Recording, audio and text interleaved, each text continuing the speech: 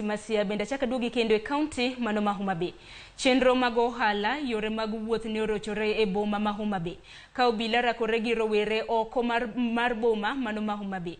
E kinde no ji auchiel medo yudo thieth ne adhonde mago mag magina e kar thieth ma Homa Bay County Teaching and Referral Hospital.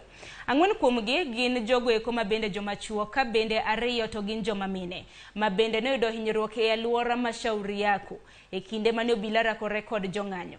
Jatatije mar osiptand kaunti ma Homa Bay Laktar Peter Ugola wacho ni joma chuo ariyo manyo yudo hinyruok ibiro timnegi bero.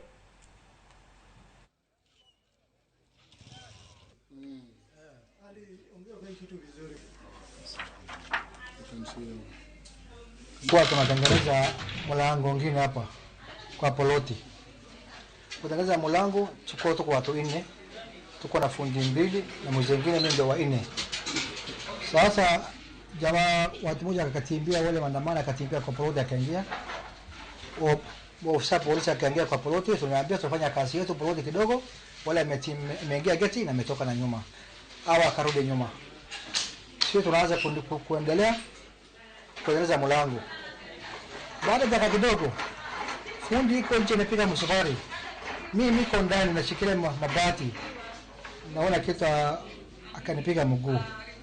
Nilimwambia fundi, iko kitu amenipiga. Nasema hapana, wewe umebabaika.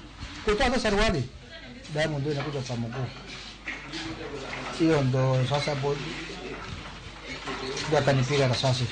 Lakini waseyudo ji auchiel, chuo 4 gi mine 2 ma nigi hinyruok e tiendegi. In fact kuom gi auchiel gin gi hinyruok e tiendegi. Iwacho ni giwinjo ka gimoro ogogi, giwinjo muoch moro bas ka giwinjo ka gimoro ogogi e tiendegi go. To mine 2 gi to gina hinyruok mantiere pien gi oko. Ma gin waneno ka mine 2 gi chuo 2 gina gi hinyruok mantiere pien gi lit moro giwinjo kuonde mokuot. To giwuotho to semigi yedhe mag rem